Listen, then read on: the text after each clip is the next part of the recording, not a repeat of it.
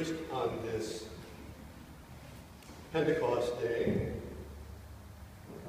I get out of practice for a while, you know. I've been retired for 3 years now. And so it's good to be back doing this. But as I do this kind of work, it kind of reminds me that there were not always pleasant days in leadership as a rector of a congregation. Indeed, there were some days, and in some congregations that I have been in, when one wondered, why was I doing this for a living?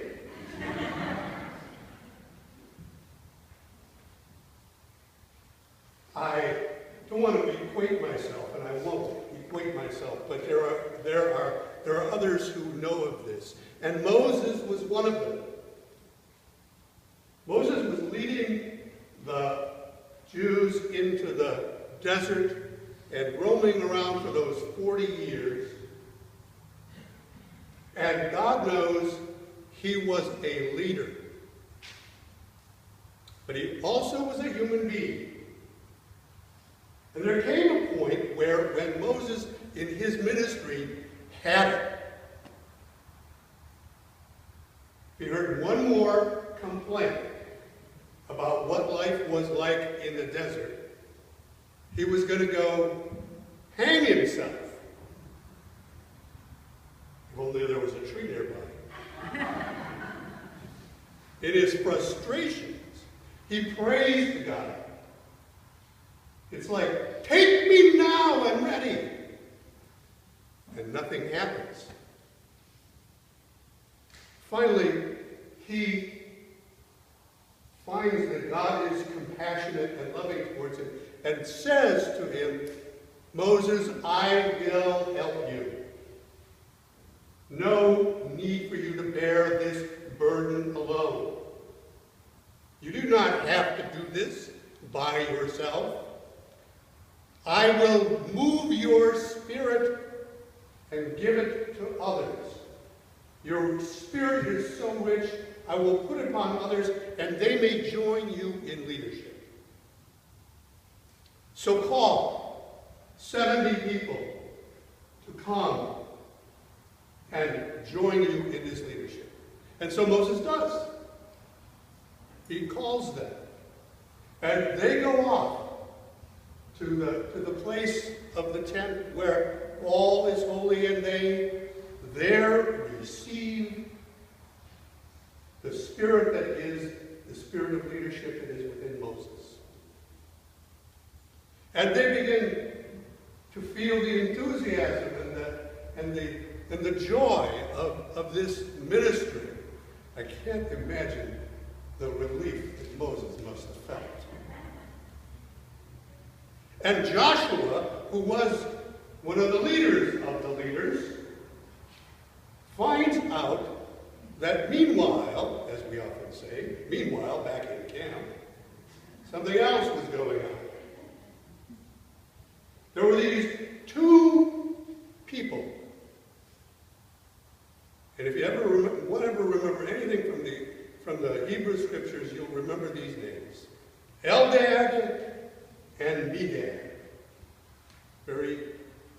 That one of those things that will not ever leave you. Those names. Eldad and Medad were in the camp, and somehow, he says, somehow they received the Spirit too. And they were preaching and prophesying and just really laying it out on the line. And Joshua, who hears about this, comes immediately to Moses. Now, those of us who have led congregations all know that there is someone in every congregation who is going to come and tell you about any bad behavior that anybody else in the congregation is doing. It's a given.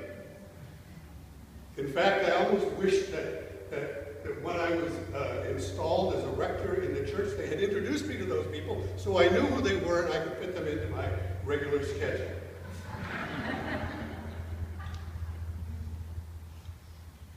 But there was Joshua saying, let's stop them. We've got it. They shouldn't have it. You asked us to be leaders. We have the Spirit. You're acting as if they have the Spirit. And Moses, in his wisdom and in the grace of God, says, let them be. They are about the work of the holy. And you know what? Wouldn't it be a great idea if everybody in the camp, everybody in the congregation could be as filled with the Spirit as Eldad and Medad are? I don't know how Joshua took that. We're sort of led to believe that he was okay with that and rejoiced in the presence of the Spirit. I like to believe that. My experience, though, and the history of the church, for which we are here today to celebrate the birthing of that church, is that we are always struggling with who has the power and who does not. We don't like things to be out of control, and particularly, I think, within the Episcopal Church, we really don't like things to be out of control. We're not known for our charismatic Pentecostal behaviors.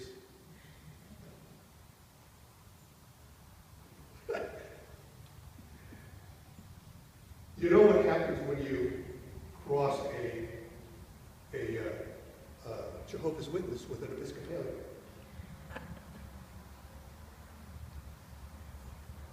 You get someone who knocks on your door, but when you open it, they have nothing to say.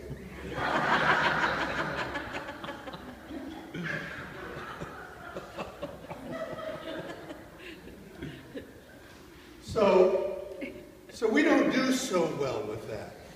And we don't do so well with the Spirit operating and being as open and as free as the Spirit is. We don't like it that the Spirit cannot be controlled by human structures. That is not how the Spirit works.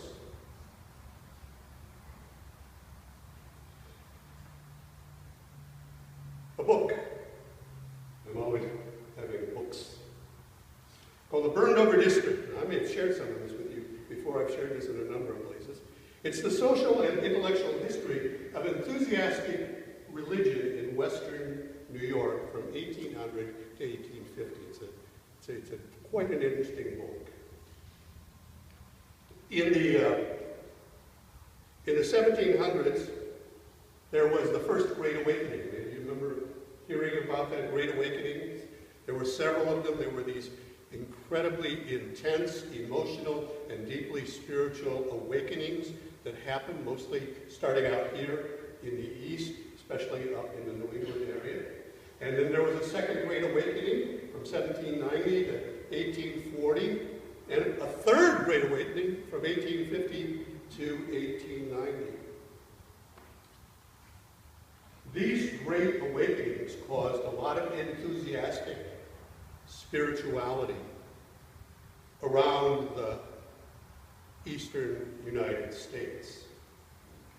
And Western New York, which was started to be heavily populated by people from New England, received a lot of these folks who were open to the revival and to the presence of the Spirit. And so the name was given to this area as the Burned Over District. Why do they call it Burned Over District? Because the flames of the Holy Spirit touched the ground so many times here, it was burned over. Revivalism was strong and present, but not everywhere.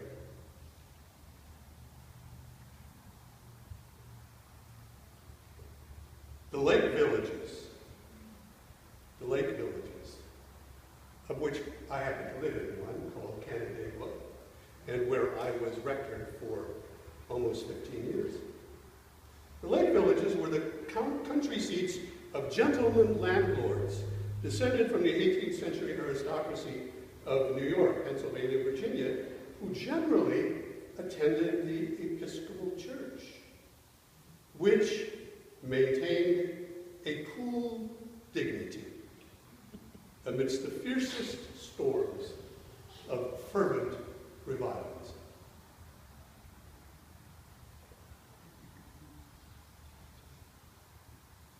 Canandaigua, the oldest town, one of the two oldest towns in western New York, for years the county seat and country seat, lords and landlords and their agents, was a sophisticated, aristocratic community with a strong Episcopal church. Even Presbyterians there, and we know how wild they are, maintained a conservative tone throughout the period. I was rector of St. John's in Canandaigua, a church community that said, we're not opening up to the Spirit. Because what we have is what we want and which is the right way to be.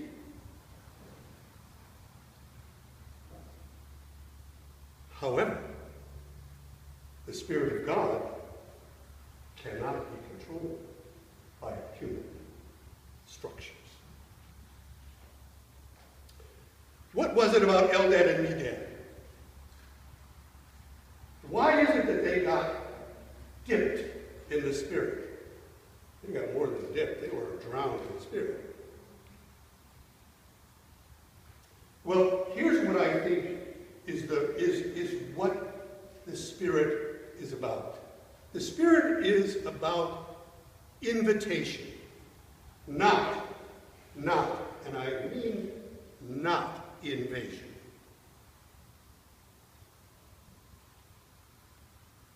The Spirit is there to be received. You know, I have read this gospel for so many times that, sometimes it just amazes me how I missed something. But in this gospel this morning, Jesus says to the apostles and disciples gathered in the upper room on the day of resurrection. Interestingly enough, in John's gospel, that's when this occurs. And he comes to them, locked behind closed doors, because they are in such fear. He says to them, receive the Holy Spirit. Well, you know what? That word receive has a whole lot of meaning to it. Because it means that the reception and the acceptance and the willingness and the openness is up to us. It's not imposed, as we sometimes see in some evangelical movement things, of laying hands on and bam, surprise. It has to do with having an open heart. As one person has written, it's to be an undefended heart. You see, when we get defensive about who we are and what we believe and what we think is right and good and true, we are not open to the possibility that something new can begin within us, or that something new can begin within the church. Our collect this morning, read it over again. It says, Jesus opened the way. And we are left to follow willingly and openly. You know, we're going to renew our baptismal vows shortly. But at every baptism, when we have, especially with children, we have those who are godparents or parents standing there saying, and we